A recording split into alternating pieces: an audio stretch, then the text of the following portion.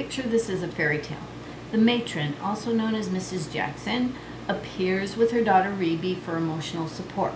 But on another day, she was attended by her son Randy. Red Queen shouts, "Not off with her head."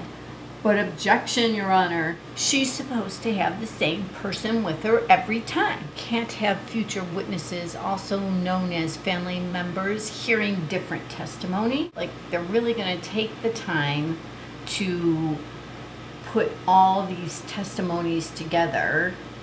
Although Mrs. Jackson does like playing games, I doubt very much the family's going to get, "What did you hear? What did you hear?" So anyhow, everybody decided it's okay as long as Mrs. Jackson has one family member. It doesn't have to be the same one family member. And that's how the day started. Brian Panish went over Conrad Murray's debt one more time. Yes, Detective Martinez confirmed that on the bottle of propofol that was found, that Conrad Murray's fingerprints were on there, and an unidentifiable set of fingerprints. And then Panish played a voicemail to Conrad Murray from Frank Delito, where he basically stated he's sick. I'm sure you heard about the episode.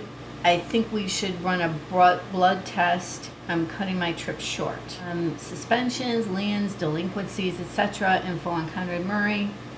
And then Marvin Putnam, the attorney for AEG, has his turn, and he quickly establishes that Detective Martinez didn't find it relevant to establish a relationship between Conrad Murray and AEG. Okay, now I'm going to just read a little bit. The next few hours, he goes over and over on how what Martinez could do with grand jury subpoenas, search warrants, court orders. Because of his position of authority as a detective, these things couldn't be done by the average person. He either wanted to bore the jury into forgetting what Panish brought up, or he was trying to drive the point home that AEG could never have done the types of investigations that Detective Martinez had done. Putnam also established that the residence was only locked down or secured by police from about 2:30 in the afternoon on June 25th to almost midnight on June 25th. And that was pretty much it. And so when Detective Martinez arrived, Randy Jackson was there with the children. He thinks he remembers that Joe Jackson was there, maybe Katherine Jackson, and possibly later LaToya Jackson and Jeffrey Phillips may have showed up. And then they left the house, and the house was no longer secure, and what he said was Mr. Jackson had his own security there. Putnam's questioning also covered the fact that Conrad Murray disappeared at the hospital. So when Detective Martinez was ready to question him, and he sent people to go find him, he was gone. And he was non-responsive for the next couple days. They had been trying to call him and getting him to come in. He wasn't returning any calls. They always knew where he was because they were tracking his cell phone. And then on the 27th, they even impounded his car, hoping that would bring him in. AG's attorney Putnam showed us photos of the house. And downstairs in the house, we saw the dining room. And there was even Christmas garland around the fireplace in June. And then, they showed how the downstairs was perfect and pristine. And then they showed the rooms in the upstairs, the master bedroom, the master bathroom, the 2 master closets, and the room where all the drama took place. And how messy it all was upstairs, and nobody was allowed up there except for Kai Chase, who could drop food off outside the door. On June 26th, Detective Martinez went back to the house, And it was something that Jeffrey Phillips had told him that made him go get a search warrant.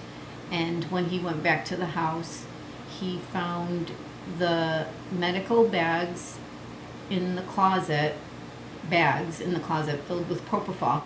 And it was in some document that Murray would leave his medical bags at the house when he left. I think the point that Putnam was really making was that family and friends were at the house and family and friends were going through things. Putnam also confirmed with Martinez that he interviewed Katherine Jackson, and that Katherine Jackson had said that she was aware of Michael Jackson's drug use, and that the family had tried on numerous times to do an intervention, and that Michael Jackson had denied having a problem. She also said that she hadn't met Conrad Murray until that day at the hospital.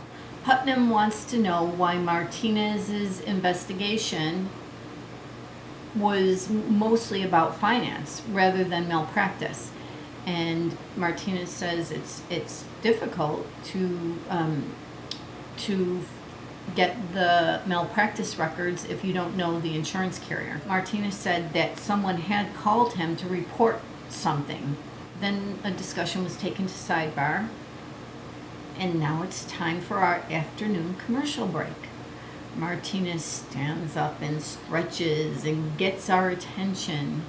He sits down, he puts something in his mouth, and he swallows it down with some Diet Coke. Picture that in slow motion. Perfect product placement. I had to leave early, but the next voice I hear, because in the afternoon I was in the overflow room, in the morning I was in the court. The next voice I hear is Panish, who quickly dismisses the fact that Martinez was able to get all his information in the investigation because he was a detective. But Panish highlights a paragraph where, with the authorization of the person being checked, anyone could do this. I mean, I go on interviews and I'm always signing off on background checks. And back in 2009, financial records were included. They're not today, but they were then. And then right before I left, now picture Panish. He's a big guy with a big voice.